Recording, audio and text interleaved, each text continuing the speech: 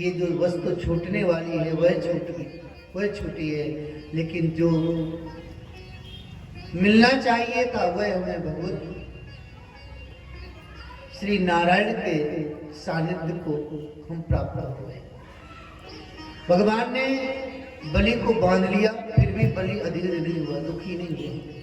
भगवान बहुत प्रसन्न भये, बलि से बोले भैया तुम कुछ मांग लो जो तुम्हारी इच्छा कहे। बलि ने कहा हम याचकों से याचना नहीं करते, हम मांगने वालों से थोड़ी मांगते हैं। हमारा हाथ सदैव देने के लिए झुका रहा है, किसी के सामने हमने हाथ ऐसे नहीं किया। भगवान ऐसी उदारता से बहुत शीघ्र प्रसन्न हो गए। बोले बलि हमारी इच्छा हो रही है कुछ देने की, तुम नहीं मांगोगे तो भी हम देंगे। बलि ने कहा क्या देना चाहते हो, तुम्हारे पास क्या है देने के लिए? जो हमसे लिया है वही दोगे ना? भगवान बोले बलि हम आपको सुतल लोक का राज्य दे रहे हैं, तुम सुतल लोक में जाकर के राज्य करो। बलि ने कहा अच्छा मुझे सुतल लोक का राज्य दे रहे हैं तो अब हम आपसे कुछ मांग रहे हैं। बोले अभी तो कह रहे थे हम कुछ नहीं मांगेंगे। बोले जब आप दिए हैं तब हमें पता चला कि ऐसे मांगना चाहिए, अब हम मांगेंगे। क्या मांग रहे हैं?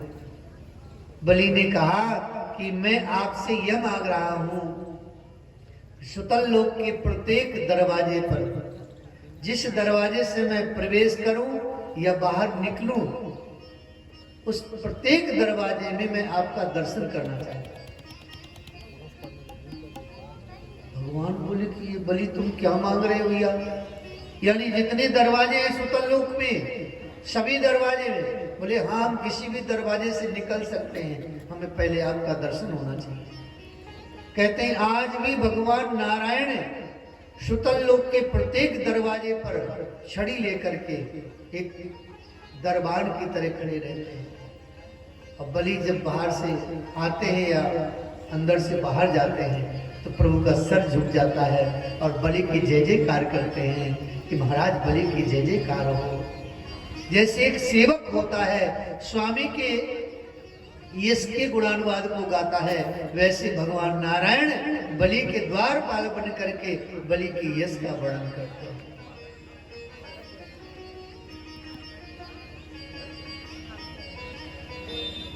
श्री सुत जी महाराज शौनकादि ऋषियों से कहते हैं जिस प्रकार भगवान ने 52 रूप धारण करके बलि को छला, वैसे ही भगवान ने राजर्षि सत्यव्रत के लिए मत्स्य रूप धारण किया और ब्रह्म ज्ञान का उपदेश दिया।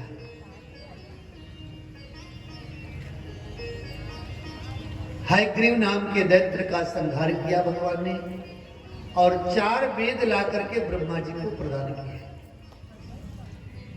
आगे 9वें स्कंद में इक्ष्वाकु वंश में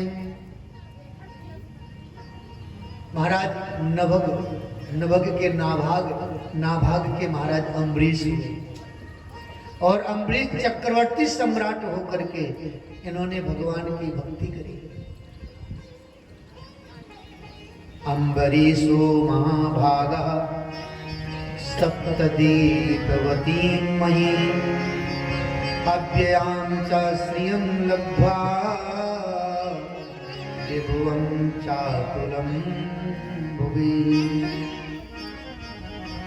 कहते हैं समस्त द्वीपों में इस ये जम्बू द्वीप है, इस जो भारत है जम्बू द्वीप में स्थापित है।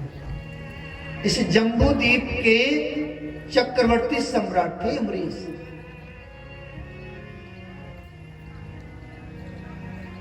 सारे राज्यकाज को देखते हुए भगवान की भक्ति करते थे और ऐसा नहीं कि सेवक लगा दिए वो सेवा करने के लिए, भगवान की दास दासियां लगा दी ना, अपने से भगवान के लिए स्वयं हल चला करके अनाज उत्पन्न करते थे, फिर उसको धुल करके सुखा के चकिया से पीसते थे, स्वयं पीस करके स्वयं अपने हाथ से प्रसाद बनाते, ठाकुर जी को भोग लगाते। झाड़ू पोछा स्वयं करते, ठाकुर जी की पूरी सेवा मंदिर की स्वयं करते, किसी को भी नहीं करते। चक्रवर्ती सम्राट थे। भगवान नारायण को लगा कि ये राजा अम्बरीश मेरी भक्ति में सदैव लीन रहता है, इसके राज्य की रक्षा कौन करेगा। भगवान ने सुदर्शन चक्र से कहा, जाओ राजा अम्बरीश की रक्षा में लग जाओ। उसके राज्य में कभी कोई अकाल कभी न पड़े, किसी प्रकार कोई अन्य देश के राजा उस पर आक्रमण ना कर सके, किसी प्रकार कोई संकट ना आवे, कोई विपत्ति ना आवे, इसलिए अम्बरीश के राज्य की रक्षा करो। सुदर्शन सेवा में लग गए। दुर्वासा ऋषि को अम्बरीश का यश बर्दाश्त नहीं हुई। कभी कभी ऐसा होता है, कोई ग्रस्त जीवन में रह करके और कोई ज्यादा भजन करे तो साधु महात्मा को लगता है कि देखो हम तो साधु बने घूम रहे हैं, हमसे ज्यादा ही कैसे निकला जा रहा है। दुर्वासा जी को लगा कि देखो हमें तो जन्म से लेकर के अभी तक बैरागी बने हो गया, इतनी तपस्या करी। और अम्बरीश की ख्याति तो पृथ्वी लोक से लेकर के स्वर्ग लोक तक, देवता भी अम्बरीश के यश का बखान करते हैं। दुर्वासा जी को बर्दाश्त नहीं हुआ।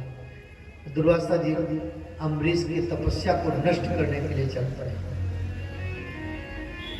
उस समय अम्बरीश जी एकादशी का व्रत कर रहे थे, निर्जला व्रत रखते थे। एकादशी का दिन समाप्त हो गया। द्वादशी का समय प्रातः काल ब्रह्म मुहूर्त का समय दुर्वासा जी पहुंच गए। और अम्बरीश जी ने जैसे ही देखा ऋषि दुर्वासा जी आए हुए हैं 10,000 शिष्यों को लेकर के। दुर्वासा जी जब भी चलते थे तो 10,000 चेला साथ में लेके चलते थे। अब आजकल 10 चेला लेके चले तो कोई खिलाने वाला नहीं। पहले महाराज 10,000 चेला लेके चलते थे। विचार करिए उनका भरण पोषण कैसे होता। दुर्वासा जी ऐसे क्रोध स्वभाव के महात्मा थे कि जिसके दरवाजे में कहे कि जल्दी से भोजन बनाओ तो बनाना ही पड़े महाराज। ये नहीं कह सके कि महाराज हमारे यहाँ व्यवस्था नहीं है, बनाना ही पड़े। और उनकी कृपा भी थी, तपस्या थी। अम्बरीश जी के यहाँ पहुंचे। अम्बरीश जी ने कहा महाराज भोजन कर लीजिए। बोले अभी हम नहीं, अभी नहीं करेंगे, अभी हम जा रहे हैं और जा करके संध्या वंदन करेंगे। वो तो उनको अम्बरीश जी की तपस्या को नष्ट करने आए थे। इनका एकादशी का व्रत खंडित हो जाए तो इनको दोष लगेगा।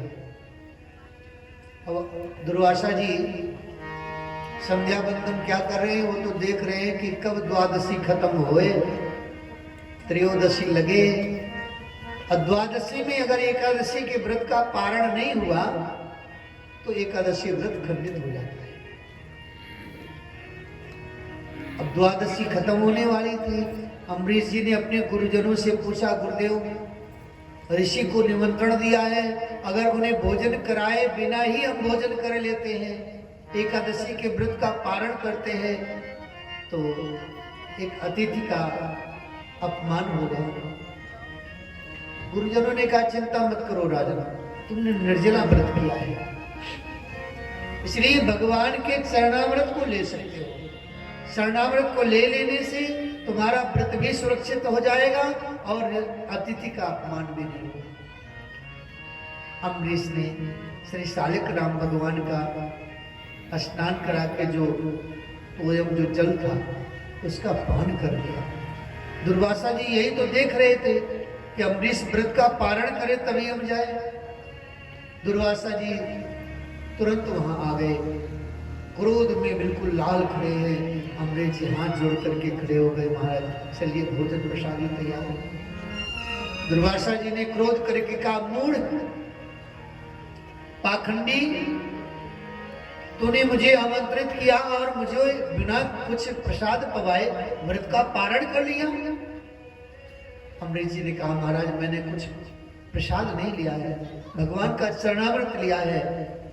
दुर्वासा जी क्रोधित हो गए और उन्होंने अपनी जटा तोड़ करके कृत्या नाम की राक्षसी प्रकट कर दी।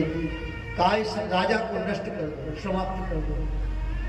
लेकिन जिसकी रक्षा में सुदर्शन लगा हो उसका कौन बाल बांका कर सकता है। सुदर्शन तुरंत आए, कृत्या को नष्ट किया। अब बाबा दुर्वासा के पीछे लग गए। अब बाबा भगे आगे आगे, पीछे सुदर्शन। आगे आगे महाराज दुर्वासा ऋषि भगे जा रहे हैं, सुदर्शन पीछे लगा हुआ है। कैलाश भगवान शंकर जी के पास गए। शंकर जी ने कहा क्या बात है महाराज? बोले सुदर्शन से मेरी रक्षा करी। बोले महाराज आप आगे जाइए, नहीं हमारे भी प्राण संकट में हो जाएगा। काहू बैठन कहा न होई, राखी को सकई राम कर द्रोही। परमात्मा के भक्त का द्रोह करने वाला उसको कहीं स्थान नहीं है। दुर्वासा जी ब्रह्मलोक गए, वहां पर कोई रक्षा नहीं हो पाई। वैकुंठ नारायण के पास गए। भगवान नारायण ने कहा कहो ऋषि प्रवर कैसे आना? महाराज ये सुदर्शन आपका सेवक है, इसे आप रोक लीजिए। भगवान नारायण ने कहा इस समय मेरा सेवक नहीं है, इसको तो हमने अम्बरीश के सेवा में लगाया है। मेरे कहने से ये रुकने वाला नहीं है, ये तो अम्बरीश ही कहेंगे तभी ये रुकेंगे। तो क्या करें? बोले आप सीधे अम्बरीश जी की शरण में जाओ। दुर्वासा जी भगे गए, अम्बरीश जी के पास गए और अम्बरीश जी हाथ जोड़े हुए, आंखों से झरझर अश्रु प्रवाहित हो रहे हैं कि मेरे कारण एक संत को इतना कष्ट सहना पड़ा। मेरा व्रत खंडित हो जाता कोई बात नहीं, लेकिन मेरे द्वारा एक संत को इतना दुख सहना। और जैसे ही दुर्वासा जी दौड़े दौड़े आए, अम्बरीश जी चरणों में गिर पड़े। जैसे अम्बरीश जी चरणों में नतमस्तक हुए, वैसे सुदर्शन रुक गया। दुर्वासा जी ने अम्बरीश को उठाया, हृदय से लगाया, भैया अम्बरीश हमारे हृदय में आपके प्रति बड़ी ईर्ष्या थी कि तुम हमसे भक्ति में कैसे आगे हो गए। भैया धन्य है, हम तुम्हारे चरणों की धूल भी नहीं है। इस प्रकार से भगवान ने अम्बरीश के माध्यम से भक्ति का प्रकाश किया।